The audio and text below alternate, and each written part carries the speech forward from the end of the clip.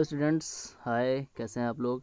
देखिए, ये वीडियो मैं उनके लिए बना रहा हूँ जो फ्यूचर में सिविल सर्विस करना चाहते हैं, जो आईएएस बनना चाहते हैं या आईपीएस बनना चाहते हैं, ठीक है, या आईआरएस की जॉब करना चाहते हैं, इंडियन रेलवे सर्विस, या आईएफएस की जॉब करना चाहते हैं, इंडियन फॉरेस्ट सर्विस, ठीक है।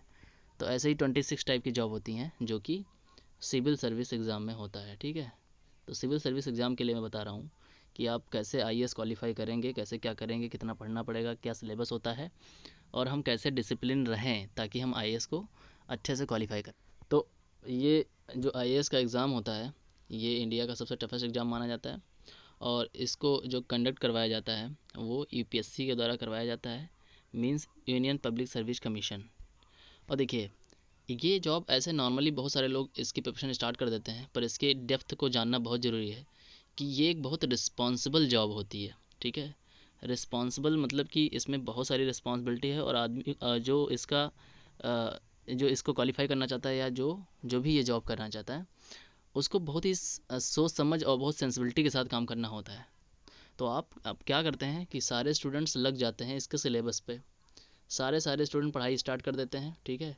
और कोई भी बंदा अपने आप को पूरी तरह से प्रिपेयर नहीं करता। इसको क्वालिफाई करने के लिए मेरे हिसाब से आप ये जानिए कि आपको पूरी तरह से मेंटेन होना होगा, यानी आपकी स्टडी तो बढ़िया होनी चाहिए, 100% बहुत अच्छी नॉलेज होनी चाहिए आपको, ठीक है, परफेक्शन होना चाहिए।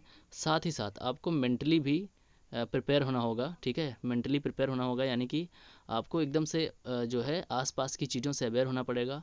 आपकी सोच एकदम ऑफिसर जैसी होनी चाहिए, ठीक है। आप हमेशा हर चीज़ को एकदम ऑफिसर की तरह सोचोगे, तभी आपके अंदर जब ये क्वालिटी होगी, मतलब आप आईएएस बनने से पहले अपने आप को जब एक पहली चीज़ आप जान लीजिए ये चीज़ कि अगर आप आईएएस करना चाहते हैं तो आप पहले ही आईएएस बन जाइए, ठीक है। मतलब आप डिसिप्लिन हो जाइए। तो आपको क्या करना होगा कि कुछ आईएएस जो होते हैं, जो जो भी हैं, जो फेमस लोग हैं, आप उनको फॉलो करिए, उनका स्टाइल देखिए कि वो कैसे क्या चीज़ मैनेज करते हैं, क्या करते हैं, ठीक है। पढ़ाई तो बहुत ही, इसका जो सिलेबस है काफ़ी लंबा है, बट अगर इसको एक तरीके से किया जाए, एक प्लानिंग के साथ किया जाए, तो हम लोग ये अच्छे से क्रैक कर सकते हैं, ठीक है। तो मैं सारी चीज़ें डिटेल में बताऊंगा। तो पहले आप ये जान लीजिए, देखिए जो आईएएस का सिलेबस है, पहली बात तो पेपर इसके कितने कैसे होते हैं। तो पेपर इसके दो पार्ट में होते हैं, ठीक है। पहला इसका प्री होता है, ठीक है, और दूसरा मेंस होता है। तो प्री और मेंस को मिला करके टोटल कितने पेपर होते हैं ये आपको समझना होगा, ठीक। तो इसके दो पेपर होते हैं प्री के, मेंस में 7 पेपर होते हैं, और एक बढ़िया सा इंटरव्यू होता है। तो टोटल 10 पड़ाव होते हैं, आपको 10 क्रॉस करना होता है, ठीक है। तो देखिए प्री क्या होता है, बहुत सारे लोग प्री प्रिपेयर नहीं कर पाते अच्छे से, तो यहीं रह जाते हैं। बहुत सारे लोग प्री क्वालिफाई कर जाते हैं तो मेंस में रह जाते हैं, ठीक है। बहुत सारे लोग मेंस ओके कर लेते हैं तो उनका इंटरव्यू जो होता है, इंटरव्यू वाला पार्ट, वो उनको धोखा दे देता है, ठीक है। तो आपको बहुत ही डिसिप्लिन होने की ज़रूरत है आईएएस एग्ज़ाम के लिए। आपको एकदम से जब ये पढ़ाई स्टार्ट करनी होगी तो आपको सीरियसली, मेरे अकॉर्डिंग 6 मंथ अगर आप बिल्कुल सीरियसली दे देते हो तो आप आराम से क्वालिफाई कर लोगे, लेकिन उसके लिए बहुत डेडिकेट होना पड़ेगा आपको, ठीक है। तो देखिए यहाँ से पहले देख लेते हैं। फर्स्ट जो प्री होता है उसमें 2 पेपर होते हैं, ओके। जो प्रीलिम्स होते हैं उसमें 2 पेपर होते हैं, ठीक है। पहला जो होता है वो जीएस का पेपर होता है जिसमें जीके वगैरह आती है बढ़िया से, और दूसरा पेपर होता है सी सैट, ठीक है। सी सैट अभी हम लोग पूरी तरह से समझेंगे इसमें कौन कौन से पेपर आते हैं, ठीक है, या फिर कौन कौन सी चीज़ें आती हैं। तो देखो पहला नंबर है, यहाँ पे देख रहे हो प्रीलिम्स का, जिसमें जनरल स्टडीज़ का पेपर फर्स्ट होता है। इसमें current event, history of India, Indian world geography, ठीक है, इंडियन पॉलिटी, ये सारी चीज़ें आप देख रहे होगे, ये सारी चीज़ें नज़र आ रही होंगी, इसमें आती रहती हैं, ठीक है। इकोनॉमिक्स हो गया, general issue, environmental ecology, biodiversity. देखिए यहाँ पे जितने सिलेबस लिखे हुए हैं, आप इनको सीरियसली वीडियो को रोक करके पॉज करके देख लें, समझ लें कि क्या चीज़ें आती हैं, ताकि आपको आइडिया हो जाए, ठीक है। तो ये हो गया दूसरी बात। हाँ, दूसरा होता है सेकंड पेपर जो इसका होता है जनरल स्टडीज़, वो है सी सैट का पेपर, ठीक है। देखो इसमें क्या क्या चीज़ें आती हैं सी सैट में, जो सेकंड पेपर है। इसमें कॉम्प्रहेंशन, ठीक है, और interpersonal skills including communication skills, logical reasoning आती है, ठीक है, decision making and problem solving आती है, जनरल मेंटल एबिलिटी, थोड़ी सी मैथ्स आएगी, रीजनिंग रहेगी, ठीक है। और ये मैथ्स में देखिए ये सारी मैथ्स जो क्लास 10th लेवल का होता है बढ़िया, ठीक है, अच्छे लेवल का, चार्ट ग्राफ टेबल, ये सारी चीज़ें आती हैं मैथ्स पे। तो ये जो होता है सेकंड का होता है। ये सारे मतलब ये दोनों के दोनों पेपर जो होते हैं वो कैसे होते हैं, दोनों ही पेपर एमसीक्यू टाइप के होते हैं, ठीक। तो यह प्री आपका जब क्वालिफाई होता है तब आप शुरू हो जाते हो किस एग्ज़ाम के लिए, मेन एग्ज़ाम के लिए। अब मेन एग्ज़ाम आपका कितना होता है, 7 पेपर इसमें होते हैं। आप देखिए यहाँ इसके हर एक पेपर के बारे में डिटेल दे रखी है। यहाँ पे देखिए name of the paper, first paper ये आपका है 300 मार्क का, क्वालिफाइंग ओनली मतलब पासिंग मार्क ले आओ बस, ठीक है। ऐसे ही ये भी क्वालिफाइंग होता है, ठीक है। सेकंड जो कि इंग्लिश होता है, ओके।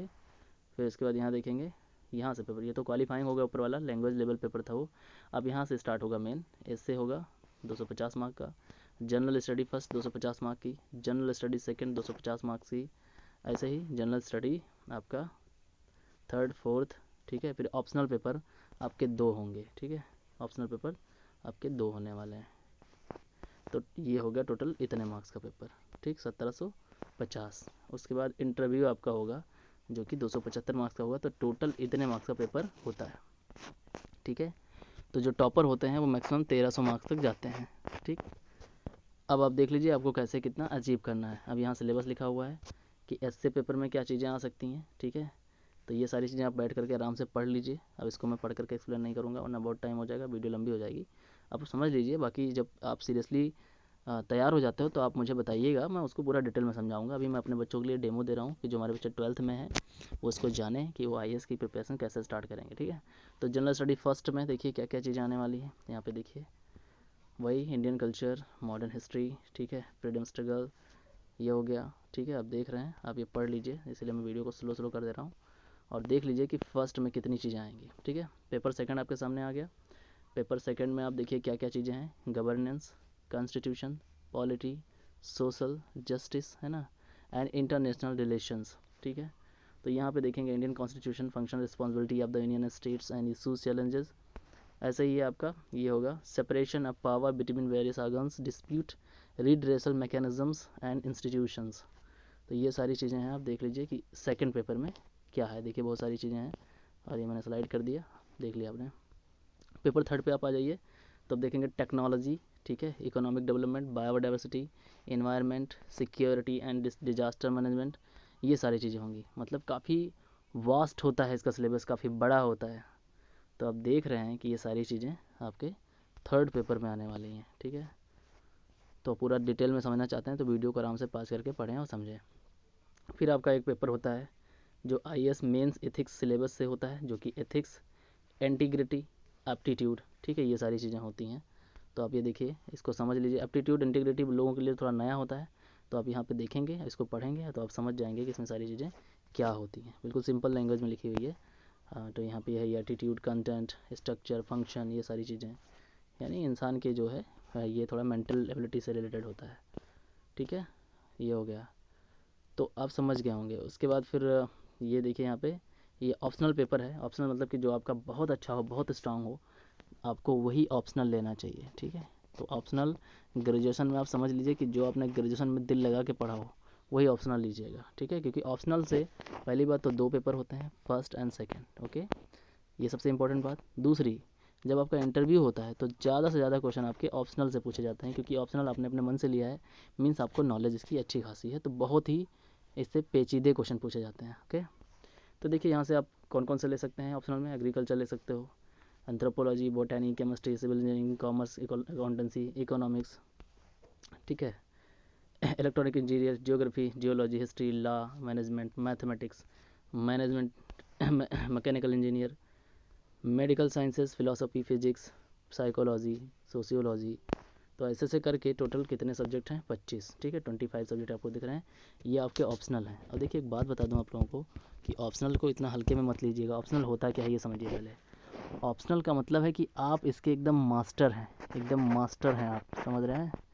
मतलब कि जो आप सब्जेक्ट लेते हो, जो आप पढ़ते हो, पूरी IAS की प्रिपरेशन करते हो। देखो मैं आपको एग्जांपल देता हूँ कि एक आदमी IAS भी बन सकता है और वही आदमी डॉक्टर भी बन सकता है।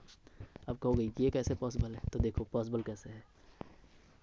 ये तब पॉसिबल होगा जब आपकी डॉक्टरी की पढ़ाई अच्छी खासी होगी, मतलब आपने MBBS की डिग्री ले रखी होगी। अब डिग्री ले रखी हो या ना ले रखी हो इससे फ़र्क नहीं पड़ता, पर आपको MBBS जितना नॉलेज अगर है तो आप ऑप्शनल में मेडिकल साइंस उठा लीजिएगा और ये पूरी पढ़ाई आपको करनी पड़ जाएगी। पूरी पढ़ाई MBBS की सोचिए, MBBS 4 साल से 5 साल का होता है, ठीक है। तो ये 5 साल की पढ़ाई लग जाती है केवल आपके ऑप्शनल पेपर को क्वालिफाई करने में। कुछ भी आ सकता है यहाँ से, अब बाकी के पेपर तो हैं ही हैं, ठीक है। तो आप समझ रहे हैं ऑप्शनल की कितनी कीमत है। तो आप समझ गए, सारी चीज़ें मैंने एक्सप्लेन कर दी हैं आपको, पूरा सिलेबस समझ में आ गया होगा। ठीक है, तो 2025 मार्क्स का पेपर होने वाला है आपका, 2025 मार्क्स का पेपर आपका आईएएस का होने वाला है। ठीक है, और इसका नोटिफिकेशन आता रहता है। आप या तो ग्रेजुएशन जब स्टार्ट करें तो ग्रेजुएशन में ही सारा कहानी शुरू कर दें, ठीक है, तभी आप आईएएस आसानी से बन पाओगे। ठीक है, बहुत सारे बच्चे होते हैं कि वो कहते हैं ग्रेजुएशन कंप्लीट करने के बाद तब फिर मैं आईएएस की प्रिपरेशन स्टार्ट करूँगा। ये सबसे बड़ी गलती है। ठीक है, ये नहीं करना है आपको, ग्रेजुएशन से ही आपको शुरू हो जाना है, और जल्दी शुरू हो जाए तो ज़्यादा ही बेटर है। ठीक, पहली बात तो ये। और दूसरी बात, आप जैसे ग्रेजुएशन थर्ड ईयर यानी कि अपेयरिंग में पहुंचते हो, लास्ट ईयर में जैसे पहुंचते हो, ठीक है, वैसे ही आप आईएएस का फॉर्म फिलअप कर सकते हो, आप पेपर दे सकते हो। ठीक है, तो बहुत टाइम होता है, सभी को कम से कम 5 और मैक्सिमम मैक्सिमम तो बहुत सारे हैं, बस ये डिपेंड करता है कि आप कौन सी कैटेगरी में आते हैं, जनरल में आते हैं, ओबीसी में आते हैं, एससी एसटी में आते हैं। ठीक है, तो ये समझ लीजिए कि जनरल की कैटेगरी के लिए लगभग 5 या 6, ऐसे ओबीसी के लिए 5 या 6 7 हो सकते हैं, एसटी के लिए अनलिमिटेड है, सॉरी एससी और एसटी के लिए अनलिमिटेड जो होते हैं वो पेपर दे सकता है इतनी बार। ठीक है, मिनिमम एज आपकी 21 ईयर होनी चाहिए, ये जान लीजिए बस।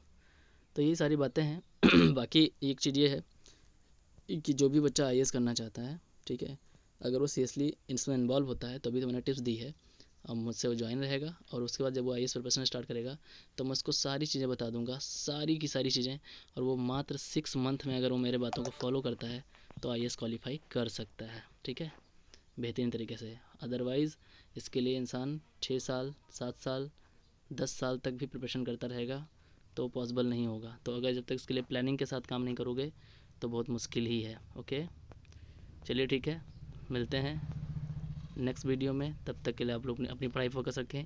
ये वीडियो कल हमारे बच्चों के लिए इंट्रोडक्टिव वीडियो था आईएएस के लिए। ठीक है, बाकी आईएएस की पूरी डिटेल, जो उसको कैसे प्रिपेयर करना है, कितने घंटे क्या करें, कौन सी पढ़ाई कब करें, ये सारी चीज़ें चाहिए तो उसके लिए मैं नेक्स्ट वीडियो में बताऊँगा। ठीक है, थैंक यू।